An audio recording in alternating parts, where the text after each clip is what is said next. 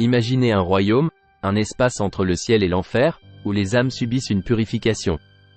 C'est cela, chers auditeurs, le concept du purgatoire. C'est une idée fascinante, n'est-ce pas? Une sorte de lavage de voiture spirituelle, si vous voulez, où la crasse et la saleté de nos péchés sont éliminées, nous préparant pour la splendeur divine du ciel. Vous voyez, dans la grande tapisserie des enseignements catholiques, le purgatoire occupe une place unique. Ce n'est pas tout à fait le ciel, où les justes se prélassent en présence divine, ni l'enfer, où les méchants subissent une séparation éternelle de Dieu. Au lieu de cela, le purgatoire est un terrain d'entente, un lieu pour les âmes qui ne sont pas encore prêtes à se tenir dans la pleine lumière de la gloire de Dieu. Le rôle du purgatoire est crucial. C'est un processus, un voyage de purification. Tout comme l'or est affiné dans le feu pour éliminer ses impuretés, les âmes du purgatoire sont également purifiées des restes de leurs péchés. C'est un lieu où les aspérités sont lissées, où la ternissure est polie, préparant les âmes à la perfection du ciel. Mais il est important de comprendre que le purgatoire n'est pas une seconde chance ou un moyen de mériter le ciel. Lorsqu'une âme entre au purgatoire, sa destination finale est déjà assurée. Le ciel attend. Le purgatoire est simplement la dernière étape de la préparation, les derniers pas sur le chemin vers le divin. Ce n'est pas un concept propre au catholicisme.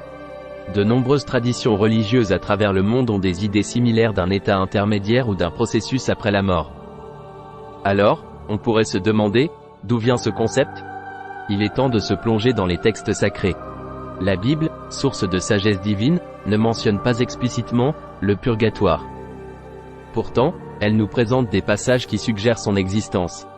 Approfondissons ces subtils murmures bibliques. Prenons par exemple 1 Corinthiens 3 verset 15. Ici, l'apôtre Paul écrit à propos de ceux dont les œuvres sont consumées, mais eux-mêmes sont sauvés, mais comme à travers le feu. C'est une phrase intrigante, n'est-ce pas? À travers le feu, un processus de purification, un état de transition de nettoyage avant d'entrer dans la présence divine. Ce passage n'utilise pas le terme « purgatoire », mais il peint vivement une image d'un lieu où les âmes sont raffinées, tout comme l'or dans un creuset. Maintenant, tournons-nous vers Matthieu 12 verset 32. Ici, Jésus parle des péchés qui ne seront pas pardonnés, ni dans ce siècle, ni dans le siècle à venir. Ce verset implique un processus de pardon qui s'étend au-delà de notre vie terrestre, laissant entendre un état intermédiaire où les péchés peuvent encore être expiés. Encore une fois, le terme « purgatoire » est absent, mais le concept est présent. Nous trouvons également dans le livre des Maccabées une tradition de prière pour les morts, indiquant une compréhension que les âmes des défunts subissent un processus de purification. Ce texte ne fait peut-être pas partie de toutes les Bibles, mais il est inclus dans le canon des Écritures reconnues par l'Église catholique, ajoutant ainsi à notre compréhension du purgatoire. Dans tous ces cas, la Bible ne dit pas explicitement « purgatoire ». Mais elle suggère un état de purification après la mort. Mais souvenez-vous, notre foi n'est pas uniquement ancrée dans la Bible. Nous nous appuyons également sur les riches traditions transmises de génération en génération, nous aidant à interpréter ces passages bibliques et à former une image plus complète des mystères de notre foi. Ainsi, la Bible murmure subtilement le concept du purgatoire. Mais comment a-t-il été compris à travers les âges? La croyance en le purgatoire a eu des répercussions sur l'enseignement catholique depuis l'Église primitive, évoluant et se solidifiant avec le temps. Le concept, bien que pas explicitement nommé, était bien présent dans la pensée et la tradition chrétienne primitive. Il était considéré comme un espace de purification, une forge spirituelle où les âmes sont raffinées avant d'entrer dans la sainteté du ciel. Au fil des siècles, cette doctrine a été davantage développée par des théologiens qui se sont inspirés des interprétations scripturaires et des expériences vécues des fidèles.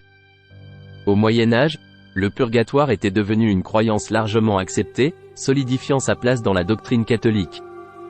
Le Concile de Florence au XVe siècle et le Concile de Trente au XVIe siècle ont tous deux affirmé l'existence du purgatoire, apportant une clarification théologique supplémentaire et renforçant sa place dans l'enseignement de l'Église.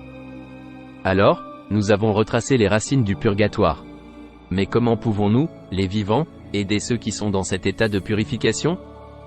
Dans la foi catholique, prier pour les morts n'est pas seulement une tradition.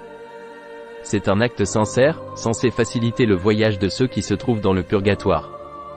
Cet acte d'amour et de compassion revêt une profonde signification. On croit que nos prières atteignent ces âmes en état de purification, leur apportant réconfort et consolation dans leur voyage vers la béatitude céleste. Nos prières sont comme des intercessions, implorant la miséricorde et la grâce pour ceux qui sont passés de l'autre côté. Elles sont considérées comme une force puissante, capable d'alléger la souffrance des âmes dans le purgatoire, et même d'accélérer leur voyage vers le ciel. Imaginez ceci, nos prières, comme des rayons d'espérance, perçant le voile entre notre monde et le suivant, apportant réconfort, pardon et amour à ceux qui en ont besoin. C'est le pouvoir de la prière. C'est pourquoi nous prions pour les morts. Les prières ont du pouvoir. Mais il y a d'autres façons d'aider les âmes dans le purgatoire. Au-delà des prières, il y a des actes d'amour et de charité tangibles que nous pouvons accomplir pour aider ceux qui sont dans le purgatoire. Imaginez l'impact profond de prier le rosaire, un puissant outil spirituel, dans l'intention d'aider les âmes à se diriger vers le ciel. Ce geste de dévotion apporte non seulement du réconfort, mais devient aussi un phare d'espoir pour ceux qui sont dans le purgatoire. Envisagez d'offrir des messes pour les défunts.